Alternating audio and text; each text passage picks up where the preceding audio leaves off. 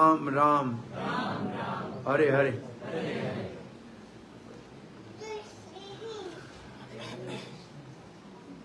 सो अभी तक हमने जो डिस्कस किया उसमें से कौन सी चीज आपने एक समझी, मुझे ये बताइए।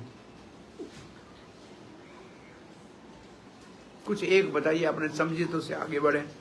बोलो बेटा। बॉडी सदा रहने वाली नहीं है, असत से सत में जाना है।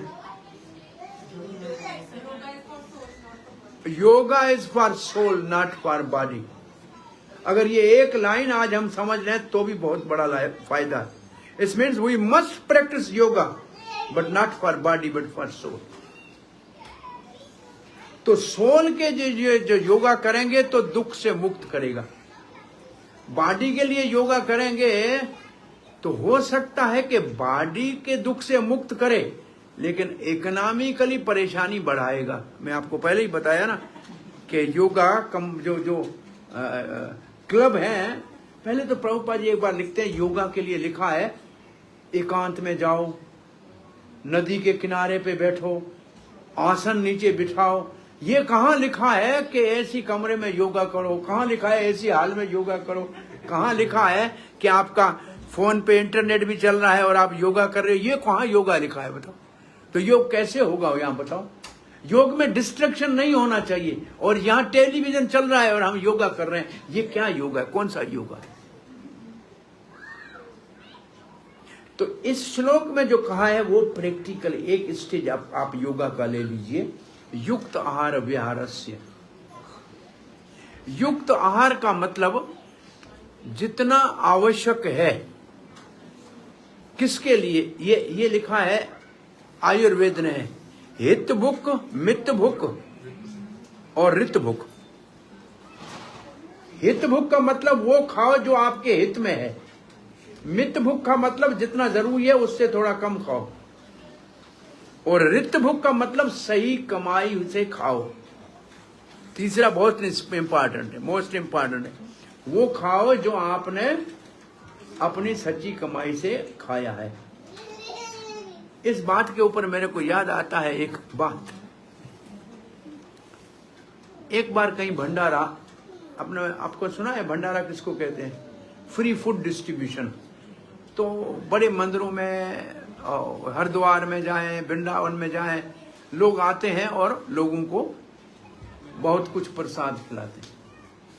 तो एक साधु महात्मा भी ऐसे कोई बहुत कहीं भंडारा चलना था, जाके खीर पूरी खा ली, फिर जाके वापस बैठा तो भजन हो ही नहीं रहा है उसको, और राम नाम जप रहा है लेकिन उसको आंखें बंद हो रही है, नींद आ रही है।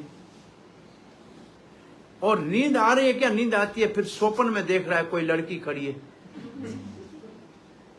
वो नृत्य कर रही है। अरे वो तो कहता है मैं आज तक ऐसा कभी नहीं, मैं देखता हूं तो भगवान का नाम लेता हूं तो भगवान का शक्ल सामने आती है, छवि सामने आती है, रूप सामने आता है। अब मुझे क्या हो गया? गया गुरु जी के पास, बोला गुरु जी क्या करूं, आज पता नहीं मन लग नहीं रहा है, मन में कोई ऐसे एक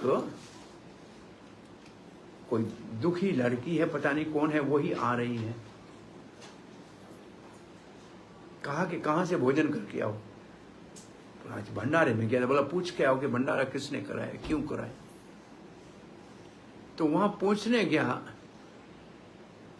तो किसी 15 साल की लड़की की शादी कोई 60 साल के आदमी के साथ हुई थी और उसका वहां भंडारा था। तो वो लड़की जो बेचारी दुखी थी, वो जो उसकी जो चेतना थी, उसका खर्चा जो किया था वो उस भंडारे में दिमाग में आया था, तो इसका दिमाग जो है वो घूम रहा था ऐसे। सो ऋत भुक जो है वो सबसे ज्यादा महत्वपूर्ण है। अब रेस्टोरेंट में खा के आओगे ना तो यहां घर में आके ही पहले कितना खर्चा हो गया, अगले महीने इतना बचाना पड़ेगा, बैलेंस पूरा करना पड़ेगा। ये होता है कि नहीं होता? क्योंकि रेस्टोरेंट में कमाने वाला काहे के लिए पकाता है? पैसा कमाने के लिए पकाता है ना। तो आपके दिमाग में पैसा आएगा ना। माँ के हाथ का कभी खाने के बाद पर्स में पैसे गिने हैं क्या? माँ जो घर में बना के खिलाती है, या बेटी खिलाती है, या पत्नी खिलाती है, उसमें जो उसकी कॉन्शियसनेस है वो सेवा की है। वो प्रेम की है। वो जब भोजन खाते हैं तो हमारे को शांति मिलती है, कोई चिंता नहीं होती है। और बाहर से खा के आते हैं तो वो कॉन्शियसनेस, पकाने वाला किस बात में खुश होता है? कम खाए ज्यादा पैसा दे। और मां किस बात में खुश होती है? ज्यादा खाए और कुछ नहीं चाहिए। दोनों में फर्क है कि नहीं? और वो जो अंदर कुकिंग करता है वो तो चाहता है नहीं आए तो अच्छा है, कौन पकाएगा इसका बाप। और सेठ चाहता है और आए तो अच्छा है। उन दोनों में झगड़ा चल रहा है, उनकी सोच में भी ये झगड़ा चलता है। भाई ये 12 बजे आ गया, अब फिर मेरे को बनाना पड़ेगा, तनख्वाह तो उतनी मिलेगी। तो उसका माइंड सेट जो होता है वो दूसरा होता है। और वो जब बना रहा है तो उसके दिमाग में जो होता है उसके खाने में आता है, कॉन्शियसनेस में। तो ये जो खाने में हित भुक मित भुक, ये जो किसने कहा है? मेरे ख्याल में बाघ भट्ट ने कहा है कि चार्वाक ने कहा है, ये आयुर्वेद वाले ने कहा, हित भुक मित भुक रित भुक। उतना खाओ जितना आवश्यक है, जो लाभदायक है वो खाओ, जो हेल्थ के लिए आवश्यक है वो ही खाओ, और जो सही रास्ते से आया है वो खाओ। युक्त आहार, ये बहुत बड़ा, और यही एक सबसे बड़ी परेशानी है। मेरे को कल कौन यहां मिला था, एक आपने ही मुझे कहा था, एक यहां कपल है जो 30 दिन बाहर से मंगा के खाता है। घर में उनको किचन में पकाना ही नहीं आता। बहुत लोग बहुत सारे हैं। ये स्कूटर पे डब्बे वाला देखते हैं, यही काम करते हैं, है ना? ये स्कूटर डब्बे वाले घूम रहे हैं ना ये घर में।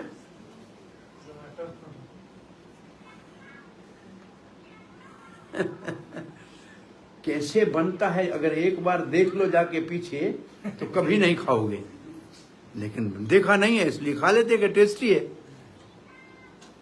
हाँ, मैं कुछ दिन पहले सूरत में कहीं सत्संग करने जाना था, तो जहाँ हॉल था उसमें किसी की शादी होने की, और मेरे को पीछे से जाना था जहाँ काम हो रहा था और जहाँ काम करने वाले बैठे थे।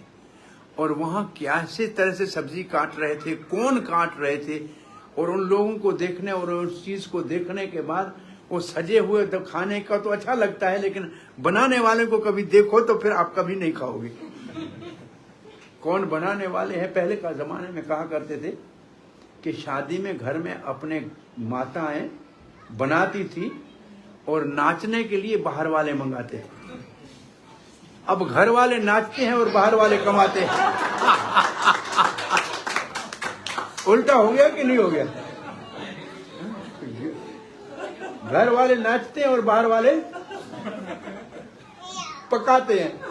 बिल्कुल उल्टा हो गया कि नहीं हो गया? सारा कंसेप्ट ही चेंज हो गया। तो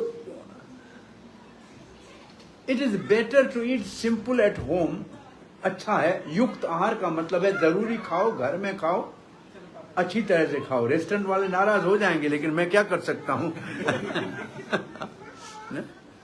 एक भगवत गीता का श्लोक है, उसका हमारा अपना पर्पट ऐसा है, उसमें लिखा है कि जो भगवान को भोग लगा के नहीं खाता है पाप खाता है।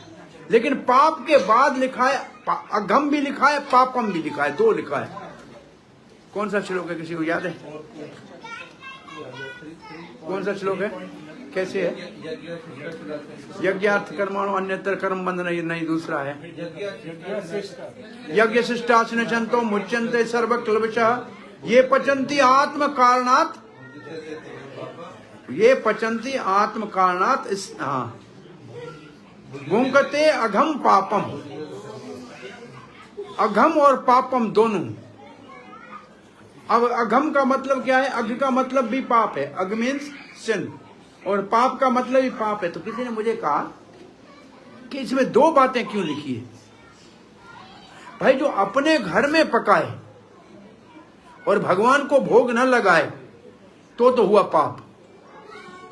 बोला फिर अघम क्यों लिखा है? वो घर में पकाए ही नहीं, रेस्टोरेंट में जाके खाए तो अघम पापम डबल हो गया। आज कम के कम पकाने की तो मेहनत कर रहा है ना, भोग नहीं लगाया तो सिर्फ पाप लगा। लेकिन पकाए भी नहीं, भोग भी लगाए और बाहर खाए तो अघम पापम दोनों हो गया। हो सकता है उनके दिमाग में ऐसा आएगा कि आगे लोग ऐसे करेंगे। अब पता नहीं, एक बार मैं इस श्लोक के ऊपर ऐसे बोलने का मेरे को मन किया कि भाई डबल क्यों लिखा, अग का माना भी वही है, पाप का माना भी वही है। सो हमको क्या करना चाहिए, ये जो योग सिखा है आपके दीपक जी, वो घर में जो रसोई में बनता है वो भगवान को भोग लगता है और परिवार खाता है प्रसाद। ये बहुत सिंपल एक चीज सीखी है योग में, और भगवान से मिलना, हाथ मिलाना नहीं सीखा है, कम से कम किचन में पकाना सीखा और भगवान को भोग लगाना सीखा है। भाई ये सिंपल पहला स्टेप तो आना चाहिए कि नहीं आना चाहिए। ये हुआ युक्त आहार। और युक्त विहार का मतलब क्या है, घूमना फिरना। विहार किसको बोलते हैं, एक्सकर्शन को, घूमने फिरने को। अब यहां से इंडिया जाते हैं तो कहां घूमने जाते हैं आप लोग,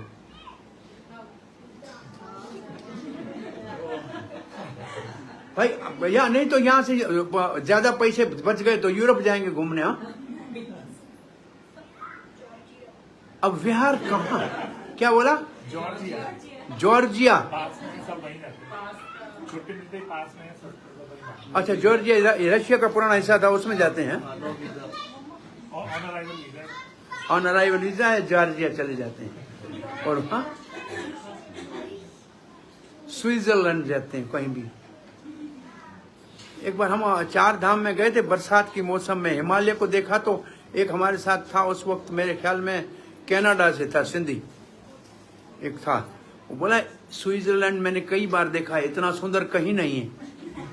ये हिमालय बरसात में इतना सुंदर है, ऐसा तो ग्रीनरी कहीं दुनिया में होती नहीं है, और इतना लैंडस्केप, इसके जो पूरा दर्शन ऐसा हो नहीं रहा है। तो मैं कह रहा हूं, आप जैसे एक महात्मा कहा गया था, बॉम्बे देखने जाओगे तो 100% भोग, 100% भोग, और कुछ नहीं है, सिर्फ भोग है। और जाओगे बनारस में तो 50% भोग, 50% योग। और जाओगे वृंदावन तो 100% योग। तो घूमने ही जाना है आपको, घर से निकलना है तो फिर जाओ, भगवान के धाम जाओ, गंगा जी का दर्शन करो हरिद्वार में, वृंदावन जाओ, भगवान श्री कृष्ण बलराम का दर्शन करो, भाई जाओ जगन्नाथपुरी, भगवान जगन्नाथ का दर्शन करो। तो घूमना ही तो है ना। तो वहां से आओगे तो यहाँ आके कहोगे हमने ये मंदिर देखा, ये दर्शन किया, ये सब बहुत चीजें। और जॉर्जिया से आओगे तो क्या बोलेगे, हाँ? क्या बताओगे भाई, कौन सी चीज यहाँ कमी है जो जॉर्जिया में ज्यादा है, हाँ? क्या उधर का डिवाइन, बिल्कुल। अब देखो विहार लोगों का क्या आजकल है, कंसेप्ट क्या है विहार की, लोगों की सोच क्या है विहार की।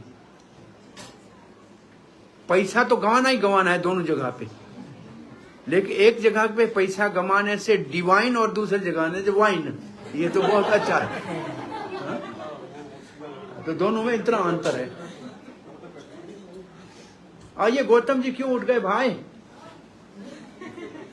युक्त आहार विहार से, तो विहार कहां करना चाहिए, घूमने जरूर जाना चाहिए। मैं आपको मैं अपनी बात बता रहा हूं, मैं आज 15 साल से तो ज्यादा हो गया यहाँ आ रहा हूं, हर साल आ रहा हूं। मेरे को आज तक पता नहीं है दुबई में क्या है, कहाँ है।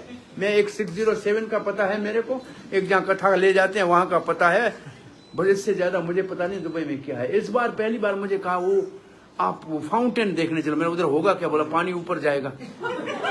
अरे मैंने बोला ऊपर से हमेशा भगवान गिरा रहा है, वो नहीं दिख रहा है।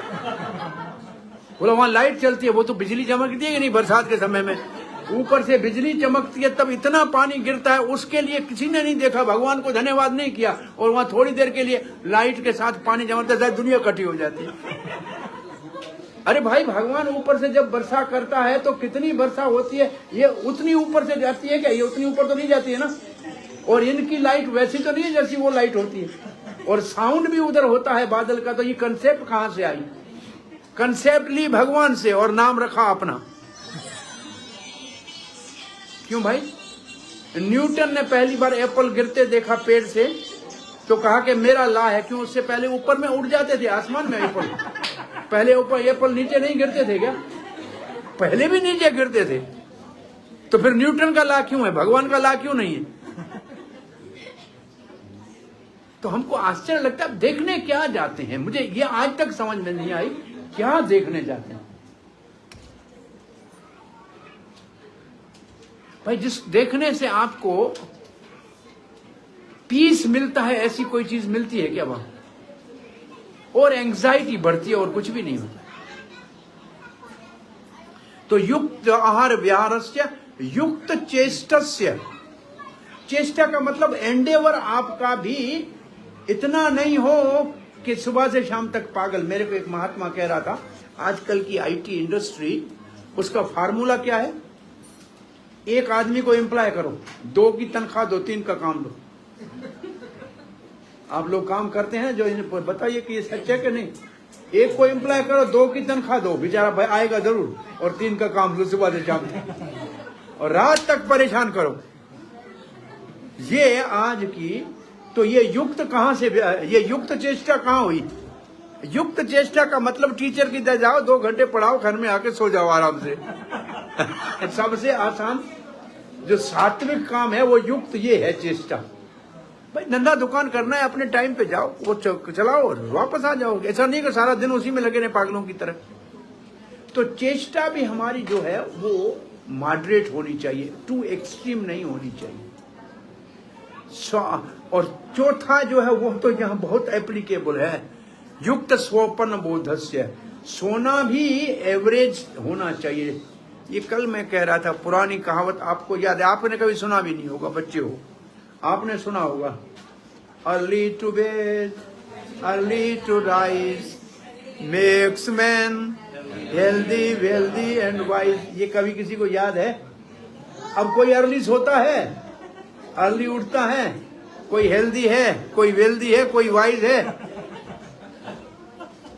अब आप लोग कहते हैं कि यहाँ बड़े हम विले में बैठे हैं, बड़े शाहूकार हैं। मैं आपसे पूछता हूं कि आपके पास 6 महीने का राशन है घर में?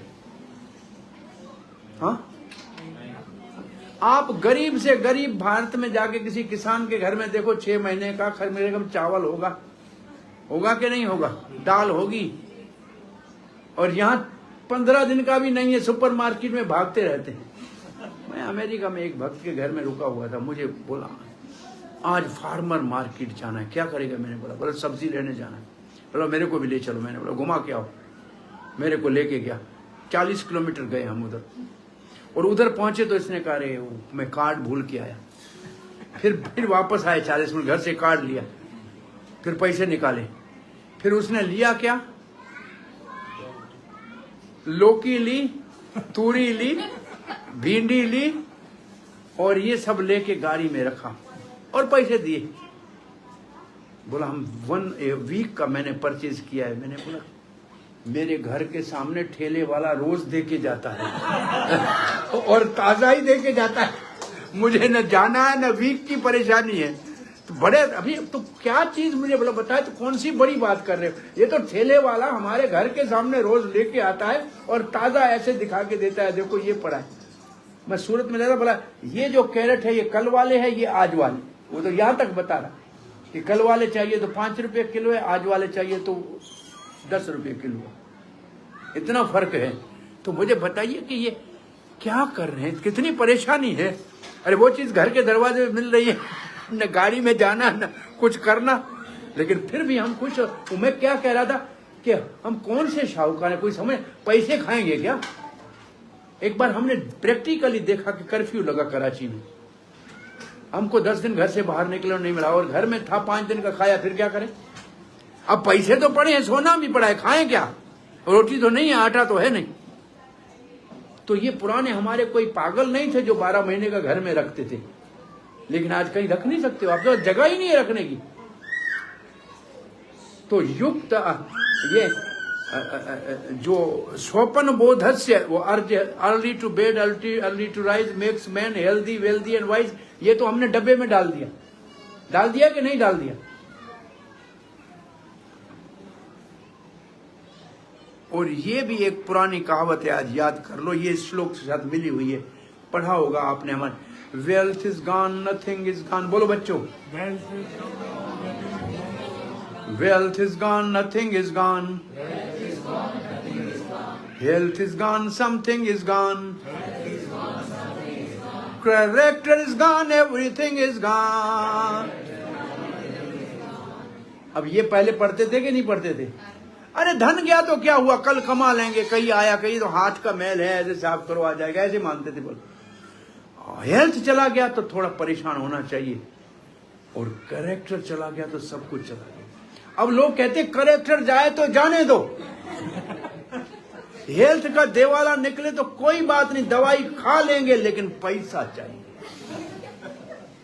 बिल्कुल ऑपोजिट हो गया कि नहीं? हाँ, अब तो क्या कहेंगे, पहले क्या कहते थे, ये दोबारा कहिए, वेल्थ इज गॉन। अभी क्या, wealth is gone, everything is gone, health is gone, something is gone, character is gone, nothing is gone. भाई करेक्टर गया तो कुछ नहीं, नंगे तो घूम ही रहे हैं। और बाकी बचा क्या है? नहीं तो कितना हमारा क्राइटेरिया उल्टा हो गया, आपको समझ में आ रहा है? हमारी वैल्यूज और क्राइटेरिया कितना अपसाइड डाउन कंप्लीटली हो गया है। हम अवेयर नहीं है, और बच्चों को तो यही समझ में आएगा ना, ये तो कभी याद नहीं आएगा इनको, wealth is gone, nothing is gone, ये तो कभी दिमाग में नहीं आएगा। ये जो कंसेप्ट है कि कैसे इसको अडॉप्ट किया जाए, और आप ऐसे मत समझिए कि it's not possible. Prabhupada has instituted this in America, यहां से 100 गुना ज्यादा, 100 टाइम्स मोर ज्यादा जो है वो एडवांसमेंट और फैसिलिटीज हैं, और उससे ज्यादा वहां जो है जिसको कहा जाए कि मटीरियल ऑपुलेंस हैं, और वहां ये चीज इंस्टीट्यूट की है प्रभुपाद ने, वृंदावन में नहीं की। वृंदावन में तो नेचुरल है, वहां करके दिखाई। तो कैसे भी जो कृष्ण कॉन्शियस से जुड़े हैं उनको कुछ इन चीजों को जो प्रैक्टिकल है जीवन में अपनाने का प्रयास करना चाहिए। और इन बच्चों को ये बहुत जरूरी है, ये बैठे हैं इज गुड। मैं एक बात इनके दिमाग में आ गई तो भी कभी काम आ जाएगी। एक बार एक महात्मा सत्संग कर रहा था,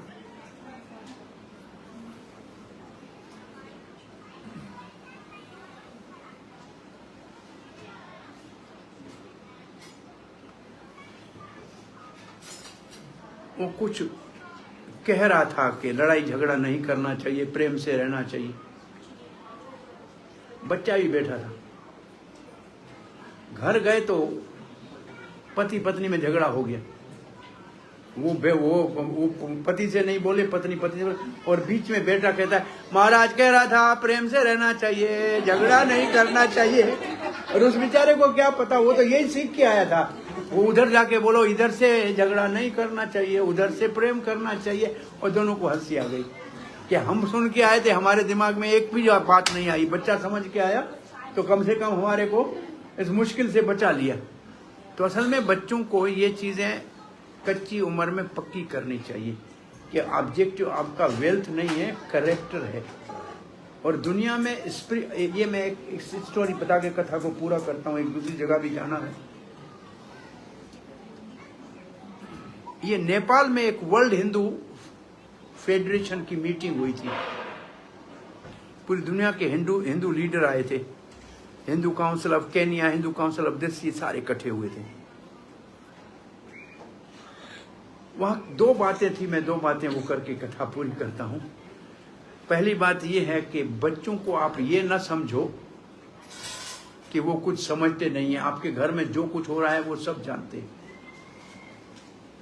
और एक माता जी थी, वो एक पाठ कर रही थी कि हस्बैंड और वाइफ फिल्म देखने के लिए बाहर निकले। छोटे बच्चे ने कहा मम्मी कहाँ जा रहे हो पापा? बोला फिल्म देखने। बोला मुझे भी ले चलो। तो वो बड़े बुद्धिमान होकर कह रहा था पिता बेटा तुम्हारी मूंछ नहीं आई है, मूंछ आएगी फिर फिल्म देखने जाना। और बच्चे ने माँ की ओर देख के कहा इसको मूंछ नहीं है क्यों ले जा रहे हो? वो इसको है ही नहीं मूंछ, इसको क्यों ले जा रहे हो? इसका मतलब बच्चे ठीक तरह समझते हैं कि आप उनको सही जवाब नहीं दे रहे हो।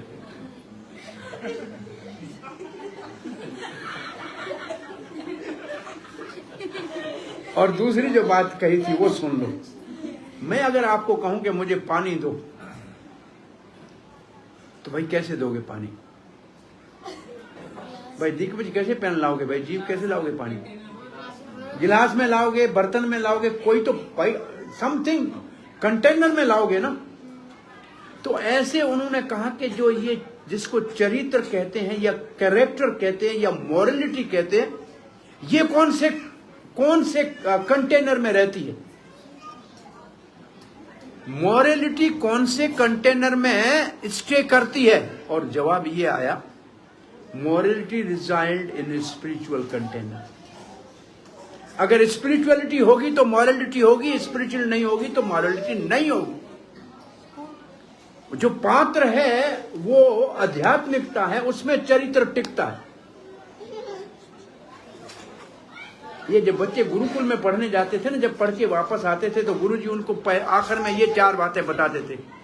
मातृ देवो भव, पितृ देवो भव, आचार्य देवो भव, अतिथि देवो भव। तेरे घर में माँ तुम्हारे लिए बहुत आदर करना है, पिता का आदर करना है, गुरुजनों का आदर करना है, कोई मेहमान आए तो उनका आदर करना है। अब कोई स्कूल में ये पढ़ाया जाता है क्या? न माँ की सुननी है, न बाप की सुननी है, न टीचर की सुननी है, इंटरनेट की सुननी है। जैसे वो कहे वैसे करना है। सारा देवाला निकल रहा है। असल में हम और आप देख नहीं रहे, लेकिन ये न्यू जनरेशन के लिए बहुत बड़ी समस्या है। इसलिए कैसे भी हमारे घरों के अंदर हमारे को स्पिरिचुअल वातावरण बनाना जरूरी है। And we are thankful to Krishna conscious movement and Srila Prabhupada कि उन्होंने ये एक नया अवेयरनेस वर्ल्ड वाइड दिया है, और ये आपको यहाँ भी अवेलेबल है। इसका आप लाभ लीजिए, बेनिफिट लीजिए, और अपने घरों के अंदर जो हमारा पुराना वैदिक कल्चर है उसको रिवाइव कीजिए। Hare Krishna, Hare Krishna. Thank you very much. कोई क्वेश्चन कमेंट है? किसी का कोई क्वेश्चन या कमेंट? हाँ किरण जी क्या पूछना चाहते हैं? बैठे बैठे बोलिए बोलिए। कृष्णा जो सुंदर है, वो अपना हमें सब कुछ जो भी करते हैं अच्छा के लिए करते हैं, तो ऐसे ही वो अपना भलाई के लिए किए, तो हम लोग क्यों उसको दुखा रहे, क्यों हमको करना पड़ रहा है? नहीं, वो असल में मटेरियल वर्ल्ड उन्होंने ऐसे बनाया है जैसे गवर्नमेंट जेल बनाती है।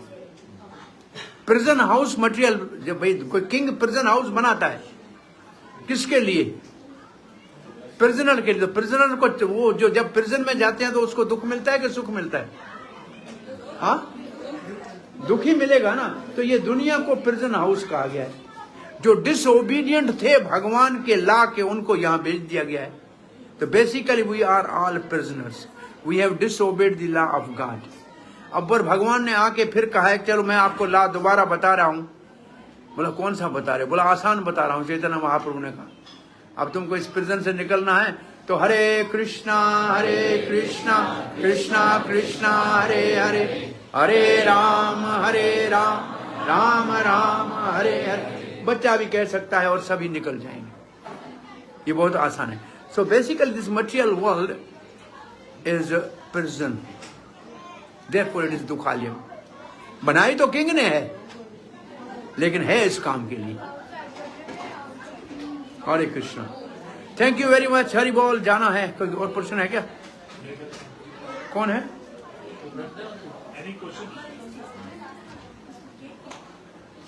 एनीवे आज हमारा क्लास जो है वो बच्चे मिक्स था, इसलिए सब बातें हो रही थी तो चल गया। हरे कृष्ण।